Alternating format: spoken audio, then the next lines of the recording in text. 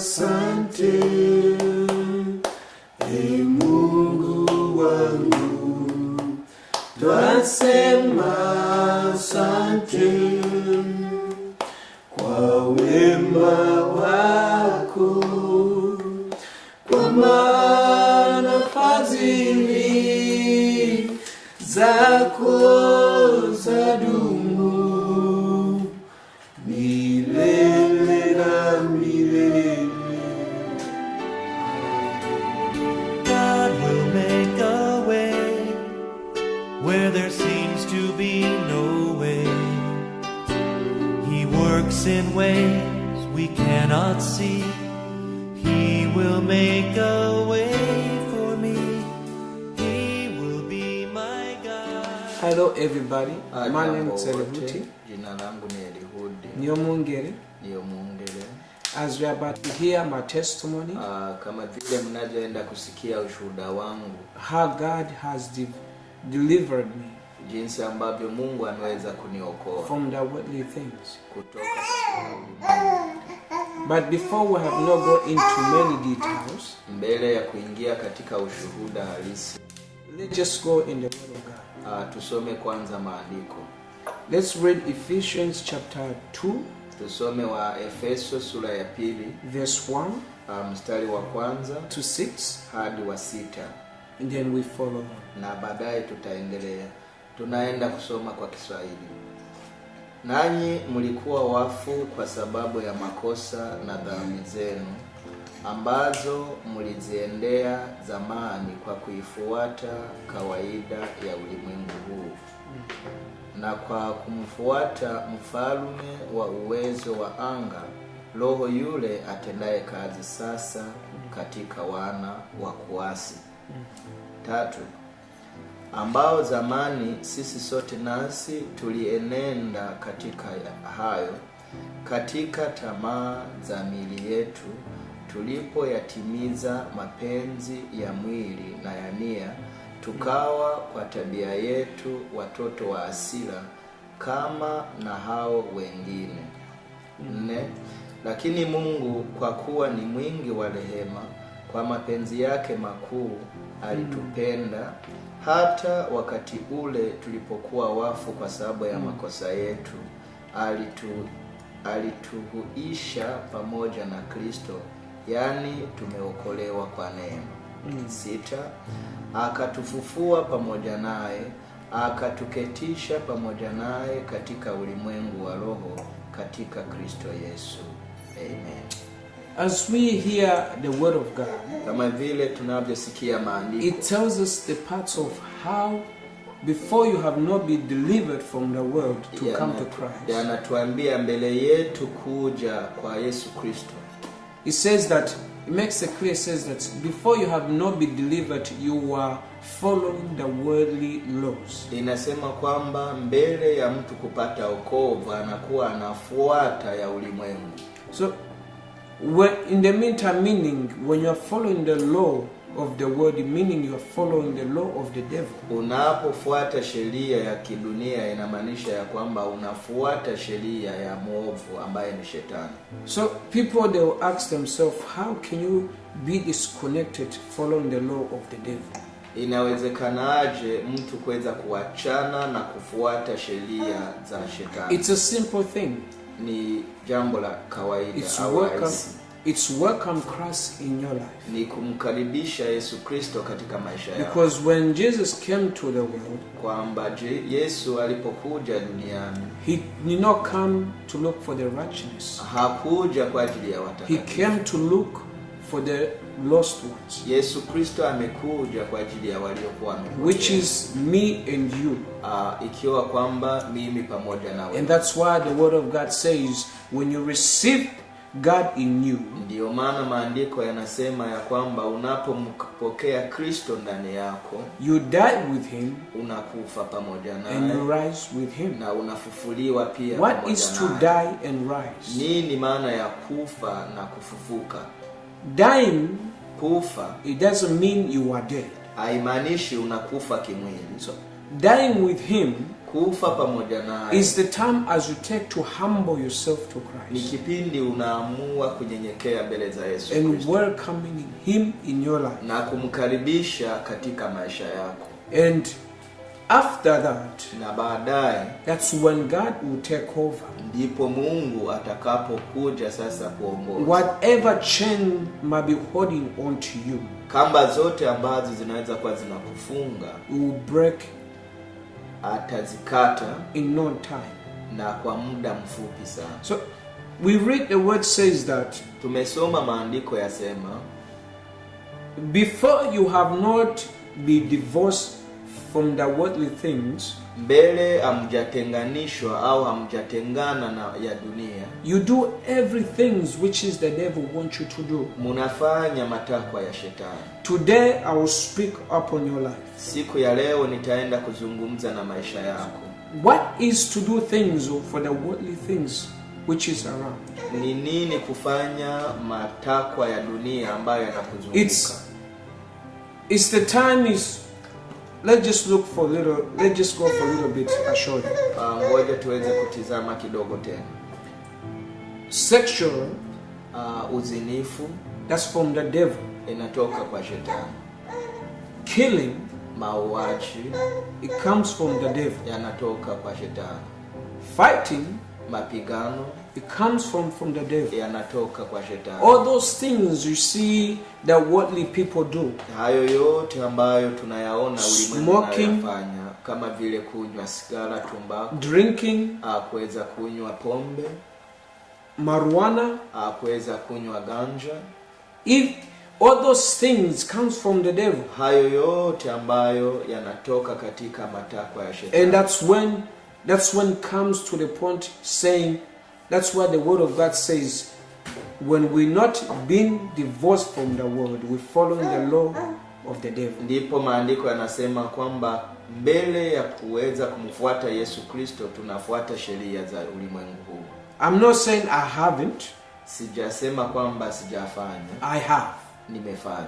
And that's why I'm here to tell you. Na ndio maana ninakuja kwa kukupa ushuhuda. And that's why I'm here to speak on your life. Na ndio maana ninapenda kuzungumza na maisha yako pia. So you can change as how God delivered me. Ili na wewe uweze kubadilika kama vile Mungu alivyonibadilisha mimi. See, he even says, if you read verse 3, Anasema unaposoma mstari wa 3, at the bottom it says, inasema, our very natural, we were subject to God's anger just like everyone else. Tungekuwa wa kuadhibiwa kama vile wengine wote duniani ambao wangeadhibiwa na Mungu.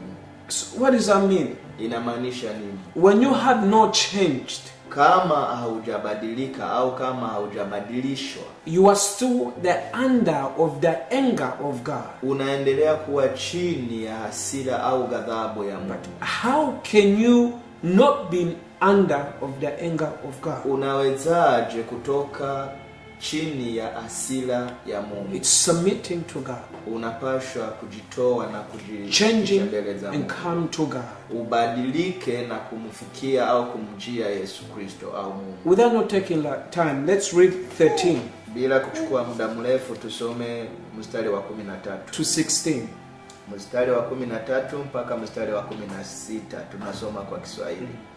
Lakini sasa katika Kristo Yesu, ninyi mliokuwa mbali hapo kwanza mmekuwa karibu kwa damu yake Kristo. 14.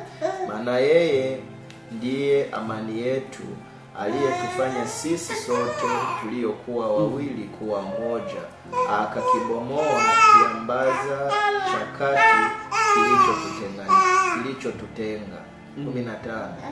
Naye akiisha kuondoa ule uadui kwa mwili wake, ndiyo sheria ya amri zilizo katika maagizo, ili afanye hao wawili kuwa mtu mpya mmoja ndani ya nafsi yake, akafanya amani. 16.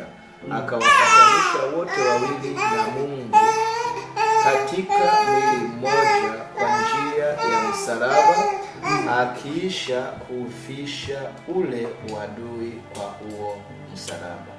You see, the word of God even speaks and makes it clear. Unaona, maandiko yanafanya wazi kwamba It says, when you are being divorced from the devil, unapotoka katika mikono au utawala wa shetani, you have been welcomed into God's family. Unakaribishwa katika familia You ya have wana been wa Mungu. welcomed into the united with God. Unakaribishwa kujiunga na Mungu. That's why you die and rise again Ndiyo with Christ. unapokufa na kufufuka mara tena. Your old is gone. Ya zamani yanakuwa yamepita. Your new has come Na in. mapya yanakujia katika maisha yako. What is new? Nini kipya? Christ is the one who is new into your life. Yesu Kristo ndiye mpya katika maisha yako. As I'm telling you today, Kama vile ninavyokushuhudia leo, you must be drinking as today. inawezekana kwamba unakunywa kwa You must be sasa. smoking today. Unaweza kuwa unachukua sigara kwa sasa. You must be fighting today. Unaweza kuwa mpiganaji You kwa must, sasa. maybe you don't have any peace in your life. Unaweza kuwa hauna amani katika But maisha I'm yako. telling you today, Lakini ninakuambia leo, be divorced from the devil sauti kubwa kutoka kwa shetani, and be delivered into God. uiache na kuweza kuokolewa na Mungu.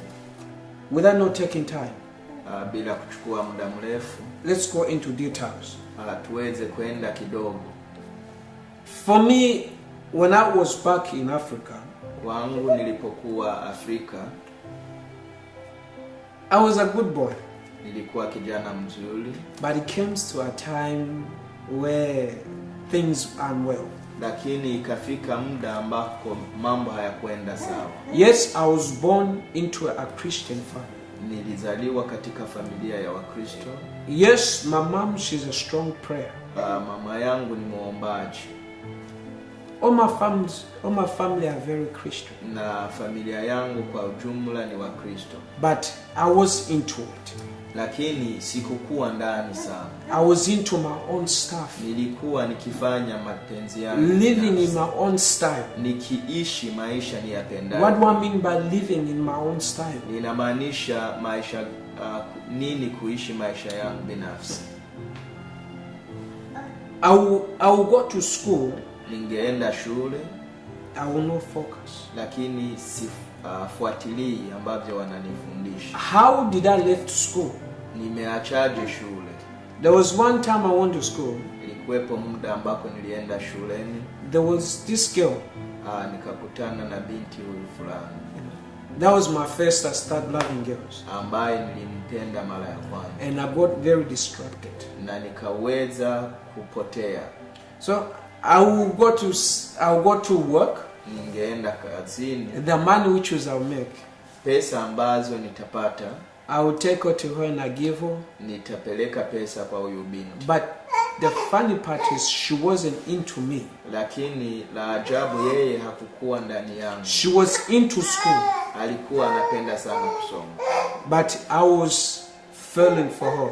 Lakini mimi nilikuwa ninaanguka au ninakufa kwa sababu yake. So after that she left, she went to another level of class. Baadaye akaenda katika shule ambayo ilikuwa And I stayed on the minimum, which was in grade 3. Lakini mimi nikabakia katika darasa la 3. From there, I quit school. Nikaacha shule. And I went back to work. Nikarudia kazini. So every morning, what I know, I'll have to wake up 6 o'clock and run away from my parents. Kila asubuhi nilikuwa napashwa kuamka saa 12 za asubuhi, ninakimbia naenda mbali na wazazi wangu. But when I come back home after midnight, lakini ninaporudia nyumbani usiku, my dad is always waiting for me with a beating stick. baba yangu ananisubiri na fimbo kunichapa. He will beat me, but I will not listen. Angenichapa, alikuwa ananichapa lakini sikusikia. Next day he will beat me, but I will not listen. Siku iliyokuwa inafuata ananichapa lakini sikusikia. He will beat me, I will not listen for the next day. Ananichapa lakini sisikii. One day my neighbors lost a duck. Siku moja jirani zetu wakapoteza njiwa au ndege. So from there they asked me to look for it. Wakaniomba msaada wa kuitafuta. But I didn't know where it was. Sikujua iliko kwenda.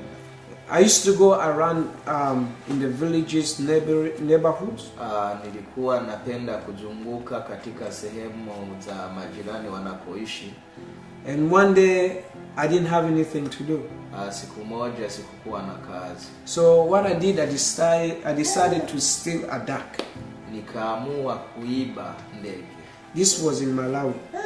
Hapa ilikuwa katika nchi ya Malawi. So on that time, siku hizo, I took the duck and I hid it in my pocket. Akachukua ndege hii na kuificha katika mfuko wa nguo yake. And after that I went, was outside the city. Na nikaenda nje ya mji. So I put the duck in the bag, which cannot be seen. Nikaweza kuficha ile ndege katika mfuko. And from there I brought it back in the village. Na nikarudia vijijini. So I will pretend myself like I am Malawian, not Burundian. Nikapenda kujionyesha kama vile mimi sio Burundi, niko Malawi. So I will send Kichewa like nduguuza. Niongee Kichewa kama vile hivi ambavyo mnasikia anasema. Nduguuza, it means I'm selling. Neno hilo linamaanisha kwamba ninauza. And I continue saying ndani ama wanda uuza, meaning who wants to buy. Nikaendelea kuuliza nani ambaye anapenda kununua. So, this other family decided to raise up and say they want to buy. Familia fulani ikajitokeza kwamba wanapenda wanunue. They look at the duck and then after that they say just wait a minute. Wakatizama ile ndege au njiwa wakasema subiri muda kidogo. But I did not realize, lakini sikutambua, they want to make a phone call for my neighbor. Kwamba wanaenda kupigia simu ya jirani zangu. After that they told me just wait. Wakasema subiri. My neighbor came. Na yule jirani yetu akaja. She looked at the duck. Akatizama ile ndege. And she said that's my duck. Akasema hii ni yangu. After that they called my dad. Wakamuita baba yangu. My dad, he beat me. Baba yangu akanipiga. And I will not listen. Lakini sikuweza kumsikia. And that was my living style. Na hiyo ilikuwa njia ya maisha. Until my neighbors will be afraid of me or be next to me. Until majirani wanaogopa kuwa karibu nami. Until my neighbors are afraid to even welcome me in the houses. Mpaka kipindi wanaogopa hata kunisogelea au kunikaribisha katika nyumba yao. So from there my dad got a visa to come to Australia. Baadaye baba yangu akawa na kitambulisho au akapata visa ya kuja hapa Australia. But when I came to Australia, lakini nilipofika Australia, things got changed. Mambo yakabadilika. Stealing, I did not longer steal anymore.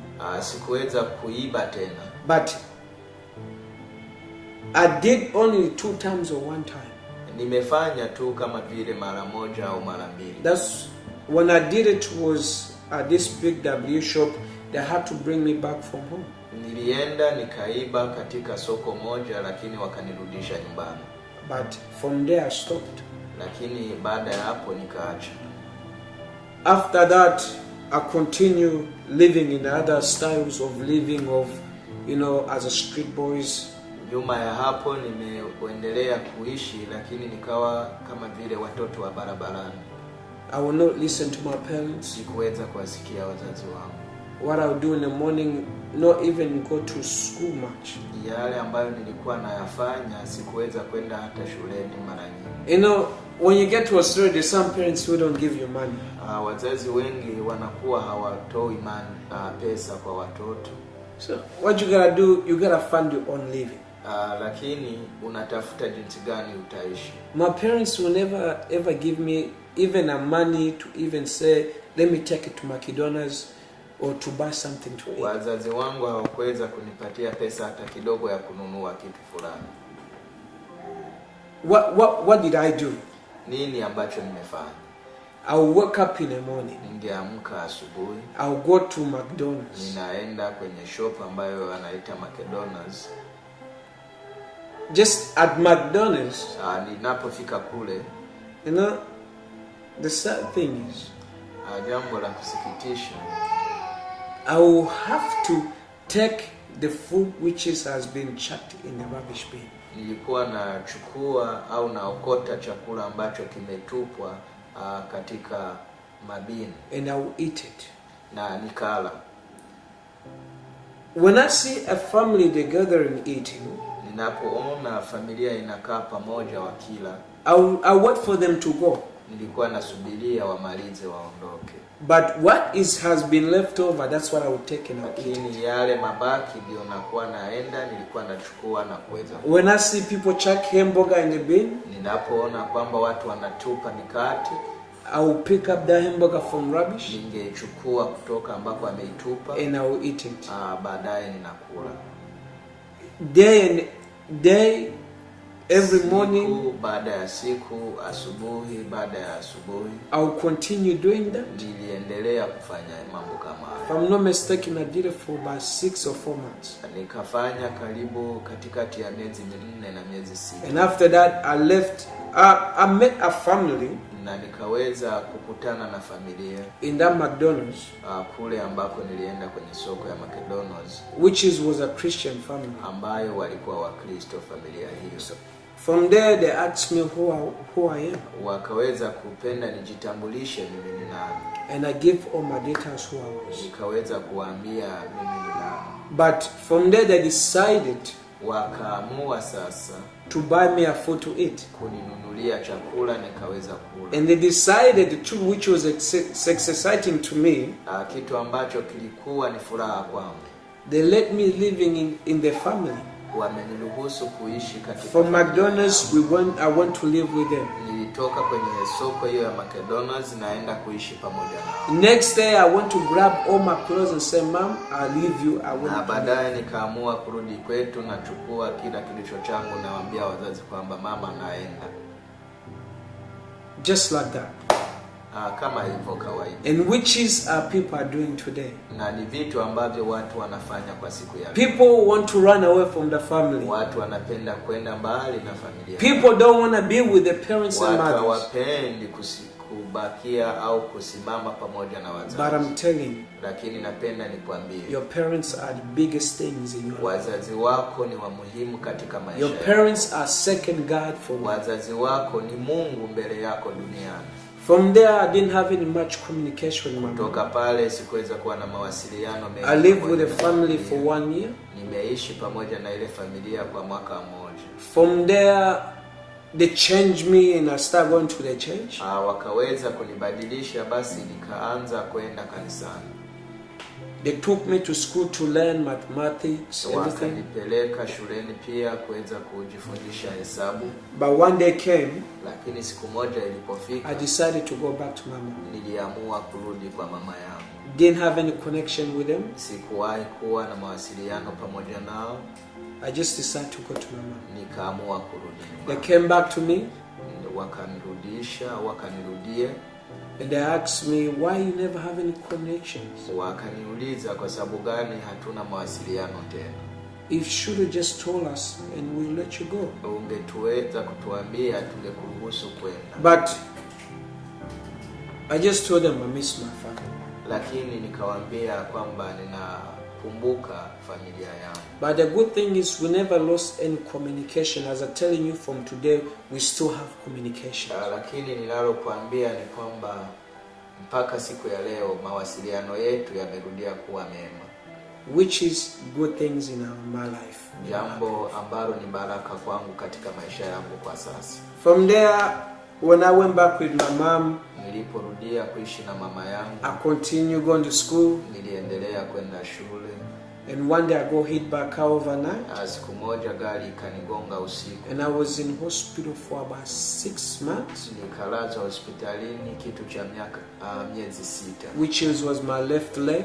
Ambako ulikuwa mguu wangu wa kushoto. And it was very big damage over my leg. Na mguu wangu ulikuwa umeharibika sana.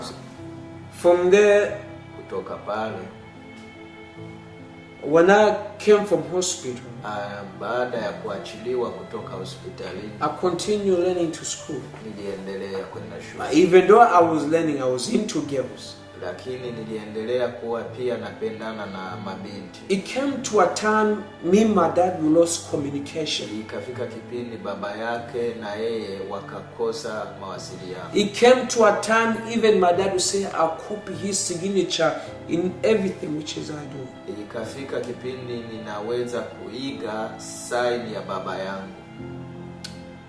From there I keep running up and down. Nikaendelea kwenda akizunguka hivyo. Just like a street boy, what they normally do. Kama vile watoto wa barabarani waishivyo. But from there we sort of moved. Lakini ikafika kipindi wakahama walikokuwa wanaishi. When we moved, I was still on the street. Walipotoka walikokuwa wanaishi na kuingia sehemu ya mpya, niliendelea kuishi kama nilivyokuwa. But from there, meantime, I lost a little bit communication with my mom. Nikapoteza mawasiliano kidogo na mama yangu mzazi. Because I'll have to run in the street up and down. Kwa sababu nilikuwa mtoto wa barabarani nikienda huku. Catching up with the boys. Nikiwa napenda kuwa pamoja na vijana wengine wenzangu wa barabarani. And after that, it came of a moment when my mom moved. Ikafika kipindi mama yangu akahama tena. But it got worse. Hali ikawa mbaya zaidi. What do I mean got worse? Ninamaanisha nini kwamba imekuwa mbaya zaidi? It came to a time where even live with my mom. Ilikuwa kipindi hata nilipoishi na mama yangu. I will not live with my mom. I'll go to sleep in people's homes. Nilikuwa naacha kuishi na mama yangu, naenda kuishi na majirani. What do I mean by going to sleep people's home? Ninamaanisha nini kwenda kulala kwao? Because drinking and smoking. Kwa sababu nilikuwa napenda kunywa pombe na sigara pia. The thing is, when you drink and smoke, kipindi unakunywa na kunywa sigara pia, the smoke it recovers your brain. Then sigara ile itaweza kuingilia akili yako na kuharibu ubongo wako. The weed it destroys your brain and plus it recovers. Ganja pamoja na marijuana pia vitaweza kuingilia akili yako na kubadilisha ubongo wako. And from there you don't even have that interest to live at your mom's house. Basi unakuwa unapoteza kabisa hali ya kupenda kuishi na wazazi wako. The interest you have ambacho unabaki nacho, it's been around for those who smoke and drink. Inakuwa kuishi pamoja au kuwa karibu na wale ambao wanakunywa na ambao wanafanya kama vile ufanya. Not be around for those who are holy or purely or knowing God. Kitu ambacho kinakufanya usijisikie kuishi na watu watakatifu au watu wanaotenda mambo mema. Not being around those who know more in the word of God or your mom. Haupendi kuishi pamoja na wale ambao wanapenda neno la Mungu au wazazi wako. Because the fits you have, it makes you run. Kwa sababu woga ulionayo itakufanya uweze kukimbia mbali. It does not, when you have the interest to drink and smoke, unapojiingiza au unapopenda kunywa sigara na pombe pia, you will not have interest being around of someone who doesn't smoke. Haujisikii kuwa pamoja na yule ambaye hanywi au hachukui sigara. You be around with those people who tell you, my friend, let's go buy alcohol, let's go buy weed, let's go buy smokes. Utapenda tu kuwa na wale watakao kuambia twende kunywa pombe, twende kunywa sigara, twende kunywa marijuana na vingine. Which is the ones that have the same desire as you have. Wale ambao wana malengo kama ya kwako. So it came to a time where someone come to my house. Ikafika kipindi mtu mmoja akaja nyumbani kwetu. He will make me so upset. Ambaye amenipa hasira au ameongeza hasira yangu zaidi. Because I will not have that forgiveness to forgive someone just like that. Kwa sababu sikukuwa na moyo wa kusamehe kawaida. My target is to kill. Lengo langu ilikuwa kumuua. when it comes to fight, my target is, if I got you down, I just want to finish you. Ikiwa kwamba tumepigana, lengo langu nikikuweka chini nikuue. But I thank God when it comes to a normal of fighting, lakini nashukuru Mungu inapofikia mapigano ya kawaida, I will have that fear. Ningekuwa au nilikuwa na ile oga. Many of you may say, this person will be scared to fight. Watu wengi wanaweza kusikia au kujiuliza kwamba mtu huyu ataogopa kupigana. What is a fear? Oga ni nini? The Bible tells us, Biblia inatuambia, fear only God. Oga ni ya kumwogopa Mungu. So when you have that fear in you, unapokuwa na oga ndani yako, you are honoring God. Unaweza kumheshimu. So you come to that moment, if they told me to fight, I will be scared in my heart, which is giving me a warning, don't fight. Ilikuwa inakuja muda fulani wanapopenda nipigane, ndani yangu nasikia oga na sauti kwamba usipigane. When it comes to steal, ilipokuwa inakuja muda wa kuiba, I'll be scared in me telling me don't steal. Nilikuwa nasikia sauti ndani yangu inaniambia usiibe. When it comes to even go to do a big worst thing ever, inapofika muda wa kuweza kufanya jambo ambalo ni kubwa au mbaya zaidi, my heart will tell me don't do it. Moyo wangu ulikuwa unasita kusema kwamba usifanye. But will not tell me don't drink. Lakini moyo wangu haukuniambia usikunywe.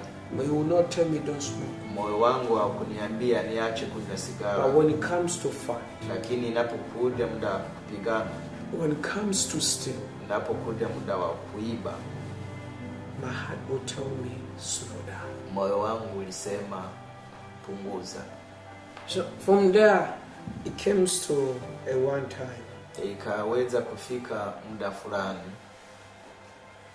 I went to worse and worse. Mbako nilifika pabaya zaidi. On my living chapter. Maisha yangu ambayo nilikuwa naishi. It comes to a moment one day I will even drink at home. Na ikafika kipindi ninakunywa hata nyumbani. Not when mom sees me, but in my room, locking myself. Ambako mama yangu hanioni, ninamaanisha katika chumba changu. Because that moment, even if I was to drink, kwa sababu hata kama ningekunywa, the first thing I would do, kitu ambacho ningefanya, I respect my brother. Nitaweza kumheshimu kaka yangu. I respect my mom. Nitamheshimu mama yangu. Each whoever is my brother. Au kila ambaye ni kaka yangu. I cannot drink around them. Nisingependa au nilikuwa sipendi kunywa wako pamoja nao. When my big brother comes, kipindi kaka yangu mkubwa alipokuwa anakuja, I can't drink. Sikuweza kuendelea kunywa. There's one time he will come when we are smoking. Kuna kipindi alikuwa anakuja wakati tunachukua sigara. I ran out and I jump out the house. Ninakimbia nje, ninaruka ukuta. Because I don't want him to see me be around or be standing or be around those boys. Sikuweza kupenda anione nikiwa pamoja na wale marafiki zangu wengi. Even smoking. Na hata kuweza kuchukua hiyo sigara. I'll do everything in secret. Nilikuwa napenda nifanye mambo yangu kwa siri. Even though he knows I'll do those things. Hata kama alikuwa anajua ninafanya hivyo. But I don't want him to see me. Lakini sikupenda anione ana kwa ana. And I thank God he did everything to make me not dishonor or not disrespect my big brother. Na ninashukuru Mungu kwa sababu ameweza kunilinda nisije nikamkosea adabu kaka yangu mkubwa. And from there it's a big story which is I thank God of. Ni habari ndefu ambayo namshukuru Mungu. It came to a moment of time, imefika muda when I was in high school, ambako nilikuwa katika shule ya sekondari. There was this girl, she's Congolese, I date. Alikuwa anapendana na binti fulani wa Kikongomani. She brought me into church. ambaye anipeleka kanisani. We're dating for about probably 3 weeks or 1 month. Walikuwa pamoja kama wiki 3. She asked me to go to a church. Akaniomba kwenda kanisani. I said no. Nikasema hapana. She asked me again. Akaniomba tena. And I said yes. Nikaenda. So we went to the church there. Tukaenda kanisani. I wasn't pretty much interested. I was just going there to see what is new. Sikuweza kuwa ndani kabisa, nilienda tu kimatembezi. But from there something got me. Lakini pale jambo fulani likanitokea. And I decided going to church. Nikaamua sasa kuwa naenda kanisani. I left the street. Nikaacha kuishi barabarani. So from there, every morning I go to church. I was singing choir. Kila asubuhi ningeenda kanisani, naimba katika kwaya. I was one of those who correct money, who count the money which was the offering. Niko mmoja wa wale ambao wanahesabu pesa, sadaka na chakumi kanisani. And I was the first boy in church to receive a Bible. Na nikawa kijana wa kwanza ambaye anapokea Biblia. From there, I continue living my style with Christ. Nikaendelea kuishi sasa na Kristo. It came to a time when she was meant to be baptized at same time as me. Na ikafika muda ambako tungebatizwa mimi na dada huyo. But it didn't work. She was baptized today and I was baptized 1 week later. Lakini tukaenda kubatizwa katika siku tofauti. So from there, but the funny thing is, when I was baptized, kipindi mimi nilibatizwa, that night, usiku huo, I went and with my friend, but I didn't drink, but I was there just sitting with the girl, touching everywhere. Nimeenda pamoja na wale marafiki zangu ambao walikuwa wanakunywa pamoja nami. Sikunywa, lakini niliendelea kukaa nikigusa mabinti fulani. They were smoking, but me I would touch anywhere. Sikuweza kunywa, lakini nikawa na wagusagusa tu. In next day, on Sunday, I would go to church. Siku nyingine nikaenda kanisani. Yeah, praise my Lord. Kwa kuweza kumwabudu au kumsifu Mungu. Rap songs after that. Na kuweza kuandaa muziki ya rap.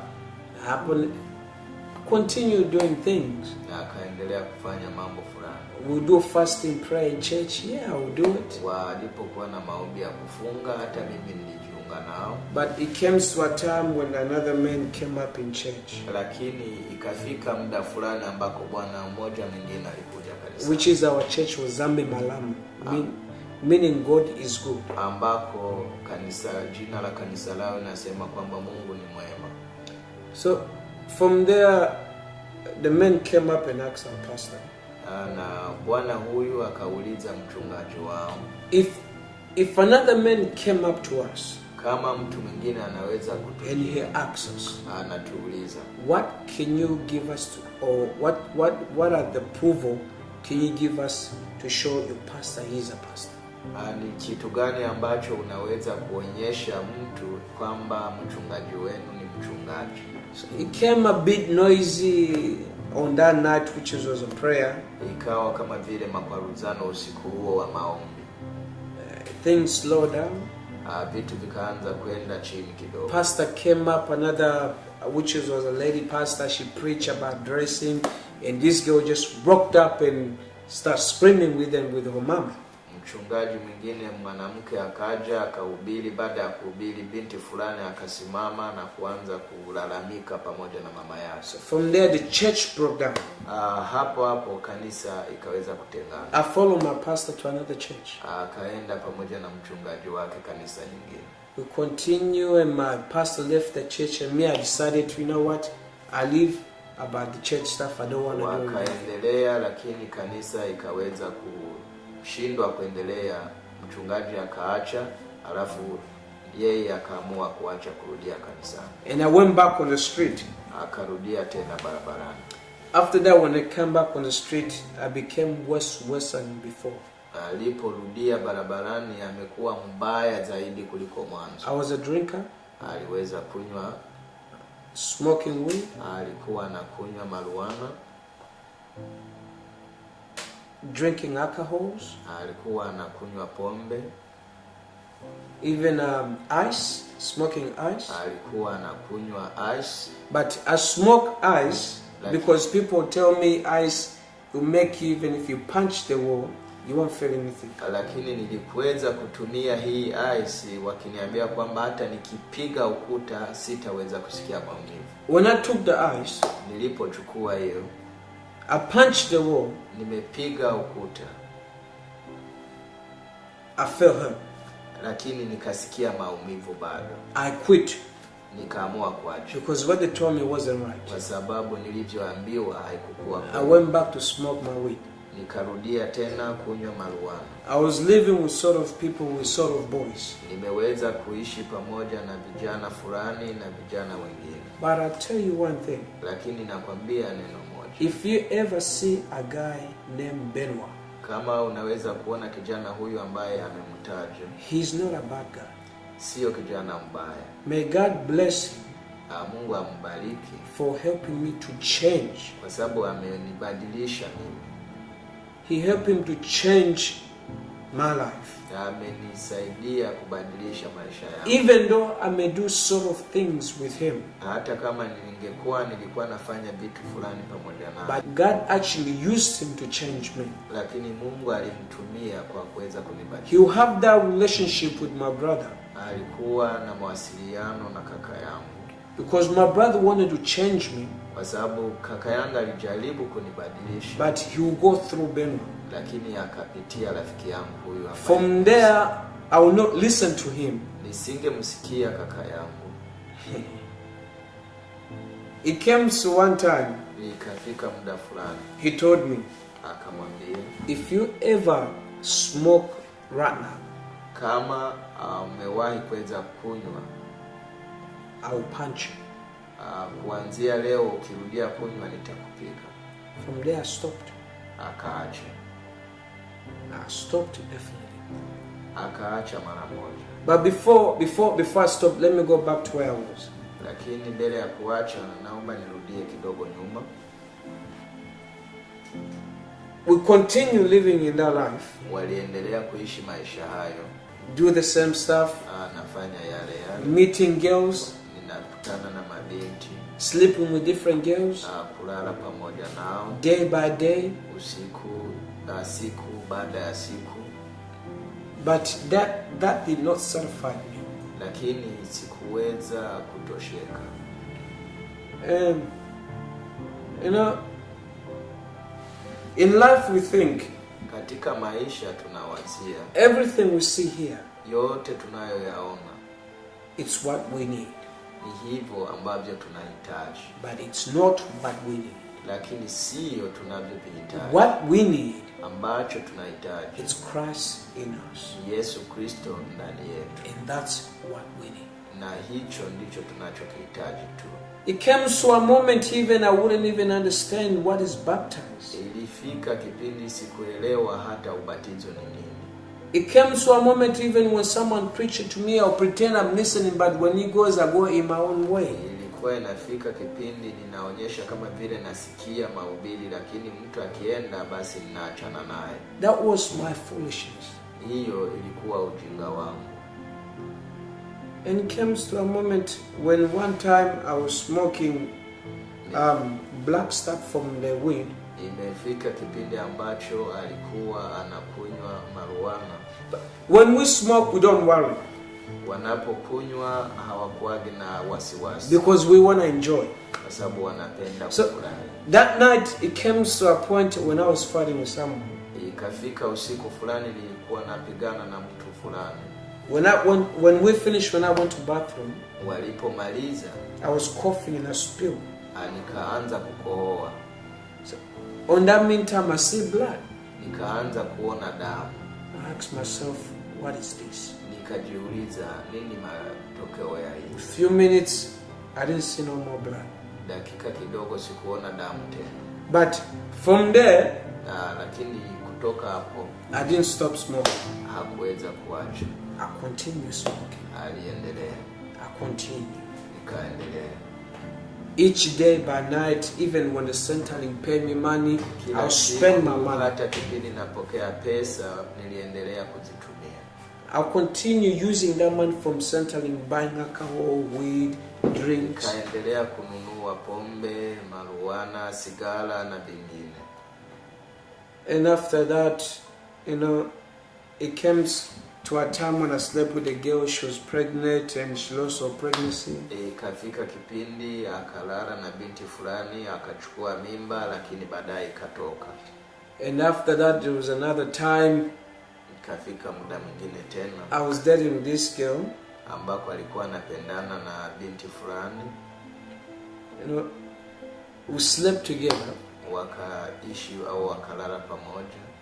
But before, I just forgot something. Lakini mbele, before I date any other girls between random, there was a one New Zealand girl which I dated from high school. Kuna binti ambaye alipendana naye ambaye anatoka katika nchi ya New Zealand kama alivyosema. You come to a time, imefika muda, when she's at home, anapokuwa nyumbani, when she faint on the phone, anapoanguka au anapopoteza fahamu, I would ride my bike, anachukua baskeli yake kutoka walikokuwa anaishi to just wake her up. Anaenda mpaka kwao kwa kuweza kumwamsha tu. I would do it some probably few days, probably in 3 days, or every moment I would run back and forth. Ningechukua siku nikienda na kurudi, One day came one time my mom kicked her out and came to my house. Ikafika muda ambako wazazi wa binti huyu walikuja kwao. She pretends she have a pregnancy. Akaonyesha kama vile ni mjamzito. When it comes to argue, lakini ilipofika kipindi cha kushindana kwa maneno, she say, why you wanna hit me when I have my baby? Akasema, unapenda kunipiga kwa sababu gani na nina mtoto wangu? When we go to doctor, tunapofika kwa mganga, they will say there's no baby. Wanasema hakuna kitu. And I ask myself, why is she lying? Nikajiuliza kwa sababu gani uongo huu? And I forget about it because when you love, you must forgive and forget. Na akasahau kwa sababu kipindi unapenda pengine unasahau. So we went back home and we lived for probably 2 months, 3 months.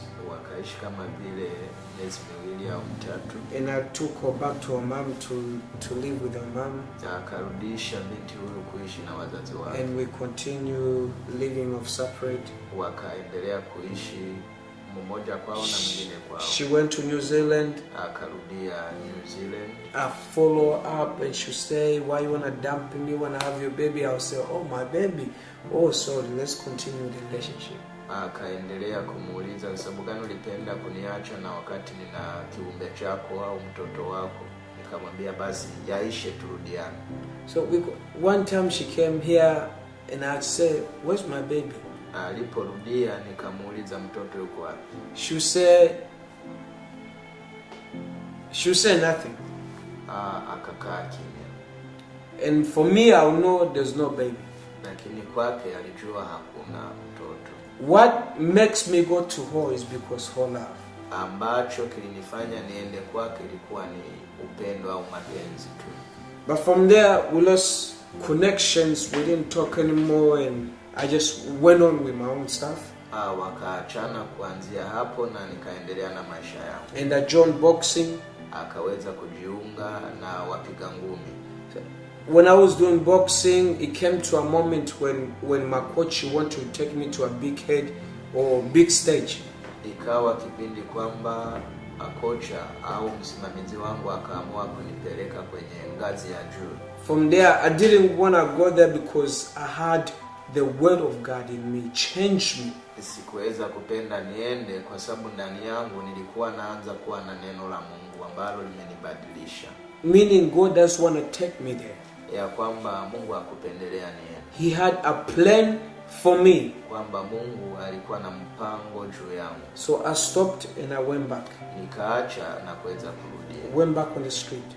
Nikarudia barabarani. Fighting with people. Kupigana na watu. From there it came to a moment of time where I have to stop. Ikafika muda fulani ambako nililazimika kuacha. So when it comes to time where I had to stop, what do I mean when I had to stop? Ninamaanisha nini kipindi nililazimika kuacha? I found a job nimepata kazi, and I started working. nikaanza kutumika. By the time I started working, Na nilipoanza kufanya kazi, I was dating this even other Sudanese girl, nikawa nimekutana na binti mwingine, which is the girl I was saying before I finished, which is the girl I said she took my pregnancy. ambaye ni binti nilisema kwamba ametoa ujauzito wangu. When she took my pregnancy, she was pregnant for about 4 months. Na alipotoa ujauzito huu alikuwa na miezi 4. So she told me she had this miscarriage. Akasema kwamba ujauzito huu umeweza kutoka. And I asked myself, how can baby come out? Akajiuliza inawezekana vipi? Anyway, I forgot about it. We continued the relationship. Akasahau, wakaendelea kupendana. One time, me and my friend, we decided to go to meet her parents. We are all smoked weed. Wakaamua kwenda kutembelea familia yao na rafiki zake ambao walikuwa wanakunywa pamoja. This car, which is the first car we had, was Commodore car, which Gari ya kwanza ambayo walikuwa nayo, you know, it spin us around ikaweza kuwazungusha and hit us on the wall. Na wakaweza kupiga upande wa barabara. From there, doctor came and checked us. I was afraid if they do drug test on me, they would suspended my license, but thank God they didn't do any drug test. Wakaja wakawapima, nilikuwa naogopa wataenda kutupima kama tumekunywa. Wangefanya hivyo, ruhusa yangu ya kuendesha ingesimamishwa, lakini asifiwe Mungu hawakufanya hivyo. And we went from there, we went back home. Na baadaye tukarudia nyumbani. Continue with life. Wakaendelea na maisha. And that's when things came to common sense of me getting a job. Na hapo ndipo nilikofikia sasa nikapata kazi. So when I got the job, nilipopata kazi, I started working when I was still dating her. Niliendelea kufanya kazi na nilikuwa bado napendana na huyo binti. You know,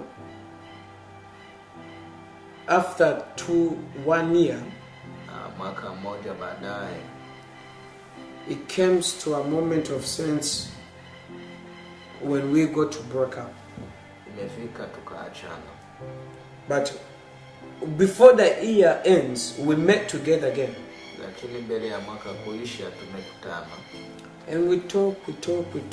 Yeah, we went back together. We started doing our old stuff that we used to do. Na wakaongea na wakaanza kufanya mambo ya kale. After that, I took her home and we met together. We had sex together. Nikamrudisha nyumbani, tukalala pamoja. And next day, I told her, when the year finished, I told her, mwaka ulikoisha nikamwambia, if you don't, because that's the point where I will change a little bit. Nikamwambia kwa sababu hii ni kipindi ambacho nimebadilika kidogo. I told her, if you don't follow my religion, nikamwambia kama haupendi kufuata imani yangu, me and you it's over totally. Inamaanisha tunaenda kumalizia hapa. Me and you it's over. Tutakuwa pamoja tena. And I lost this connection from home. Nikapoteza mawasiliano. She called me, I don't want to pick up. Akanipigia simu nikakataa. And one time this other boys came from Melbourne.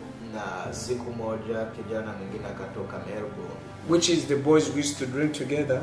Kijana ambaye tumekuwa tunakunywa pamoja. He came to Brisbane. Akaja ambako tunaishi. So I had to go pick him up where he was for us to able to go to do barbecue, which is the barbecue needs to be done. Nikapashwa kwenda kumchukua na kumpeleka ambako tungeandalia kitu cha kula pamoja. So when we are doing barbecue in that moment, walipokuwa wanakula pamoja, they bought alcohol. Yes, we want to drink. Wakaleta pombe kwamba tuweze kunywa. After that, before I took alcohol, I heard a voice in me tell me. Lakini mbele ya kunywa nikasikia sauti ndani yangu. when the guy came from faraway places, kipindi rafiki yetu amekuja kutoka mbali, I had to go and pick him up and take him to where we do our barbecue. Nilipashwa kwenda kumchukua na kumpeleka ambako tutaweza kuandaa kitu ambacho tutakula pamoja. So we went in that place. Tukafika sehemu hiyo. And from there they were just making a little bit barbecue of it. Wakaweza kuandaa ambacho tutakula. There was alcohol too. Na zikawepo pombe pia. When that moment it comes to where I wanted to drink. Na ikafika kipindi ambacho nilitamani hata mimi kuweza kunywa. But when that moment came, I heard a voice in me telling me, lakini ndani yangu ikaja sauti, if you die today, nasema ya kwamba utakapo, kama unaweza kufa sasa hivi, where would you go? Unawazia kwamba utaenda wapi? I said to myself, I don't want to die now. Nikasema ndani yangu sipendi nife sasa hivi. I decided to know the voice, and the voice came up to me again. Sauti hiyo ikarudia tena. He said to me, if you die today, where would you go? Ikiwa kwamba unaweza kufa leo, utaenda wapi? On that right moment, I decided to ignore the voice. Baada ya hapo nikaweza kusikiliza sauti hiyo. But I didn't realize, sikuweza kutambua, that God wanted me to change in that moment. Kwamba Mungu alipenda kunibadilisha muda ule ule. I didn't realize, sikuweza kujua, God was calling ya kwamba Mungu yuko ananiita. So from there, I decided to say, you know what, let me drink. Nikasema ngoja ninywe. I drank. Kanywa. I got drunk. Nikaweza kulewa. I slept with my where we normally have rested for next day and we go home. Nikalala ambapo kawaida tunalala, na alafu baadaye siku iliyofuata nikarudi kwetu. So in that moment I was sleeping. Where I was sleeping is someone who was listening to Christian songs. Nilipokuwa nalala kuna rafiki fulani ambaye alikuwa anasikiliza nyimbo za Mungu. And my friend told me, na rafiki yangu mmoja akasema, if I ever see you drunk again, iwapo kwamba nitakuona unakunywa tena, I don't want to have relationship with you. Sitaweza kuwa na urafiki wowote pamoja na wewe. I said okay. Sema sawa, nitaenda kuacha. So when it came to a morning, I felt something pushing me to go to church even though I was sober. Ilipofika asubuhi nilisikia kitu ndani yangu kama vile kinanisukuma niende kanisani. What is the meaning of sober? Sober inamaanisha nini? It's when you are still a little bit drunk. Ni kipindi ambacho bado una hali ile ya kulewa. So when I went to church, nilipoenda kanisani, I said to myself, nikajiambia, okay, let me listen to the word of God. Ngoja nisikie neno la Mungu. It came to a moment when the word of God came in touch. Ikafika kipindi neno ambako limenijia kanigusa. And I said, I'm not going to repent in the church where I'm not going to be entering. Sitaenda kutubu kanisani, where I'm not going to be entering.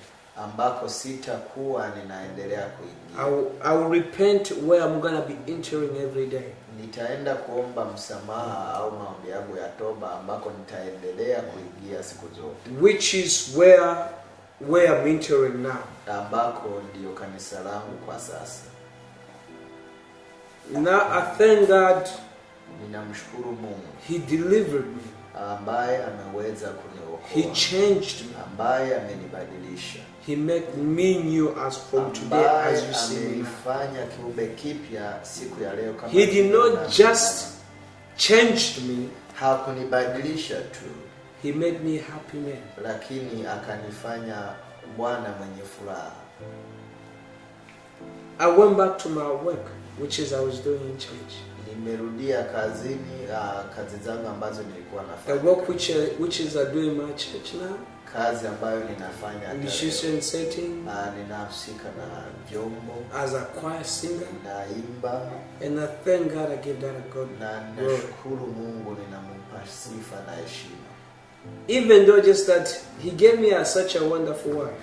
na baadaye akanipatia mwanamke which is the wife as you see here. ambaye mnamuona pembeni yake. Not just a wife, he gave me a child, Sio huyo tu, lakini Mungu akanipa hata mtoto which is you see him as here. ambaye mnamuona pia. And I give that glory to God. Na kwa hivyo pia ninampa sifa na utukufu Mungu. For me to be able to be answered to God to give me a wonderful wife. Kwangu kuweza kupata jibu kutoka kwa Mungu nipewe mke I was on kama my knees every day. nilikuwa naomba. I was on my knees every moment. Nimeomba kila niwezavyo. Yes, I may ever went through a lot of temptation. Inawezekana kwamba nimepitia But majaribu. God who made me, Lakini aliyeniumba, He knew me. aliyenitambua. That's why He says He'll never forsake me. Ndiye akasema kwamba hataniacha. That wherever I go, He's always there. Ya kwamba popote niendapo ataenda pamoja nami.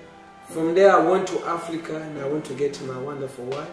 Nikaenda nikasafiri kufika Afrika And ambapo we- nilikutana na mke wangu. And we did our wedding, Wakafanya harusi yao and I thank God for that. na ninashukuru Mungu kwa hilo. As you are there, you may be thinking of yourself. Wewe unayenitizama au unayenisikia unaweza kuwa unawazia God helps you, kwamba Mungu amenisaidia, but how is He going to help me? lakini Mungu atanisaidia aje? But I tell you one thing. Naomba nikwambie neno hili. If you are hearing a voice in your ear Unaposikia sauti katika masikio telling you, yako, if you die today, inakuuliza utakapokufa where would you go? utaenda wapi? Remember, Kumbuka God is calling. Mungu anakuita. If you do something you feel in your heart, you're feeling a fear or scare, Unapofanya jambo ndani yako unasikia oga, remember, ujue God wants you. Mungu anakuhitaji.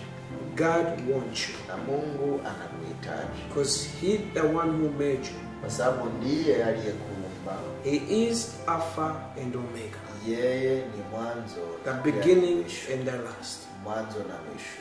Thank you. Asante. May God bless you. Na Mungu aweze kuwabariki. May God bless my brother here. Na Mungu aweze kunibariki hata mimi. God bless you. Mungu awabariki. Take care.